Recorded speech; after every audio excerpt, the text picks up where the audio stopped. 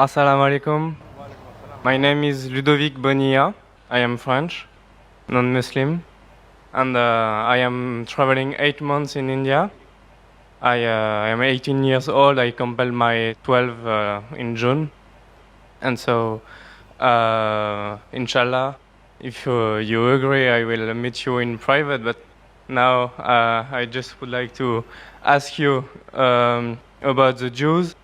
Maybe if I am not wrong, you said that it is written in the Quran that Jews and pagans are the strong enemies of believers, Muslim believers, Muslim. And I would like to know how this verse can favorize peace in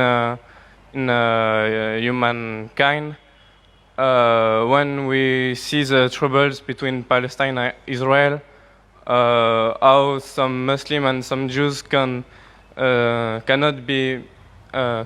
misunderstand this verse, because maybe it can provoke some misinterpretation, or if it's literally that Jews and Muslims have to be enemies.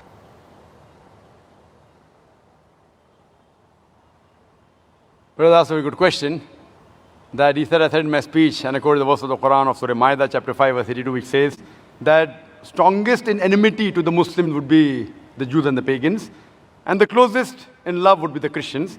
So if they wanted to create enmity when they say that the Jews and the Muslims should fight, the Quran doesn't say Jews and the Muslims should fight.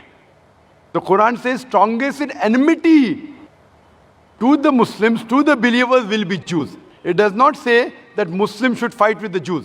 It doesn't say that. But it says that the Jews, by nature as a whole, they'll be against Muslims. And I told in my lecture, there are many Jews who accepted Islam. There are many Jews who are good to Muslims. But as a whole, if you take Jews as a whole and the Christians as a whole, the Christians are closer than the Jews as a whole. This is a fact.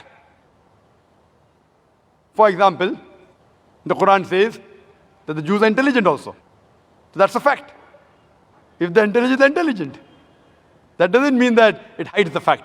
And the Quran also says that they will be as a whole a staunchest enemy. So this is one of the falsification tests.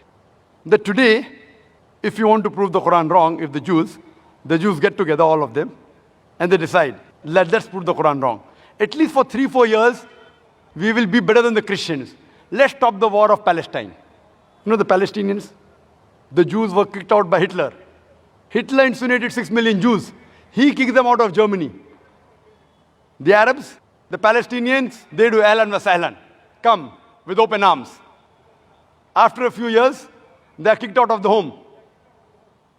Imagine someone gives a traveler his home to live, and the traveler kicks him out of his home, and he's shouting that he has taken my house, and you're calling them terrorists. So what they have to do is, let's get together and solve this problem. Whatever the problem is. Not forever. Few years. 4-5 years only. And the problem is solved. So we aren't telling that the Muslims should fight with the Jews.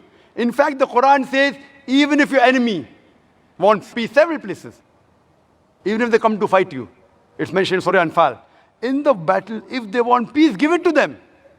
So Quran is always for peace.